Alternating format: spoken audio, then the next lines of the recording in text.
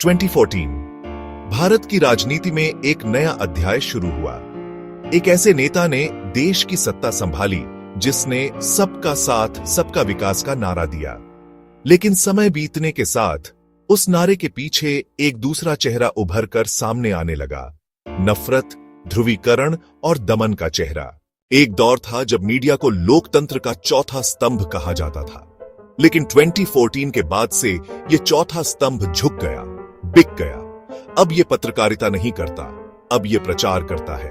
मोदी सरकार की हर योजना को महिमा मंडित किया जाता है और विपक्ष या अल्पसंख्यकों की हर आवाज को देशद्रोह घोषित कर दिया जाता है। जो भी पत्रकार सच बोलता है उसके पीछे सरकारी एजेंसियों को छोड़ दिया जाता है। कभी ईडी, कभी आईटी, कभी सीबीआई। एनडीटीवी जैसे चैनल जो सत्ता से सवाल पूछते थे उन्हें एक एक कर बंद या बिकवा दिया गया और बाकी मीडिया हाउस अर्नब गोस्वामी, सुधीर चौधरी, अमीश देवगन ये सब बन गए सत्ता के भोंपू।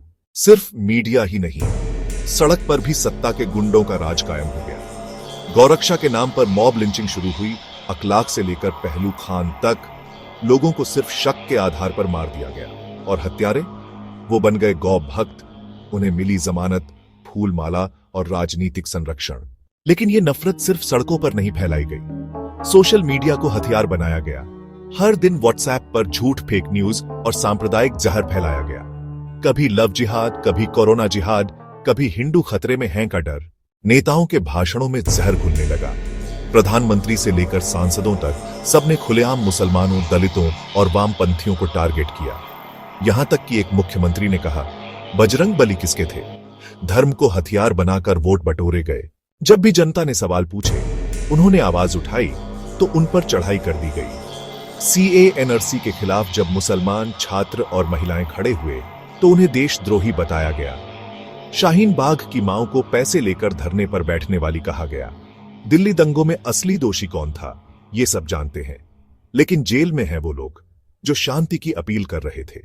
शिक्षा संस्थान जो कभी विचार और बहस के केंद्र हुआ करते थे, वहां भी डर का माहौल बन गया। जेएनयू, एएमयू, जेमिया इन विश्वविद्यालयों के छात्र देश के लिए सवाल कर रहे थे, लेकिन जवाब में मिले लाठी, आंसू गैस और मुकदमे। सत्ता ने नफरत फैलाने के लिए हर मुद्दे को इस्तेमाल किया। कभी मंदिर मस्जिद, कभी हिजाब, कभी फिल्में। कश्मीर फाइल्स जैसी फिल्में जनता के जख्मों पर मरहम नहीं बल्कि जहर छिड़कने का काम करती है। लेकिन इस नफरत की आड़ में क्या छुपाया गया? बेरोजगारी, महंगाई, किसानों की आत्महत्याएं, बिगड़ती अर्थव्यवस्था, बिकते सार्वजनिक संस्थान, छूटते रोजगार। इन सब मुद्दों से ध्यान भटकाने के लिए नफरत को फैलाकर रख दिया गया। लेकिन यह देश नफरत से नहीं, मोहब्बत से बना है। हिंदू, मुसलमान, सिख, ईसाई सबने मिलकर आजादी पाई थी।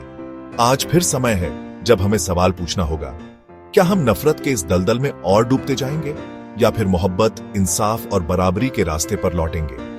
सत्ता के गुंडे और बिके हुए मीडिया भले ही जहर फैलाएं, लेकिन सच्चाई को दबाया नहीं जा सकता। देश को बचाने के लिए अब चुप्पी नहीं, जवाब जरूरी है। सवाल कीजिए, जागिए, क्योंकि ये देश हम सबका है।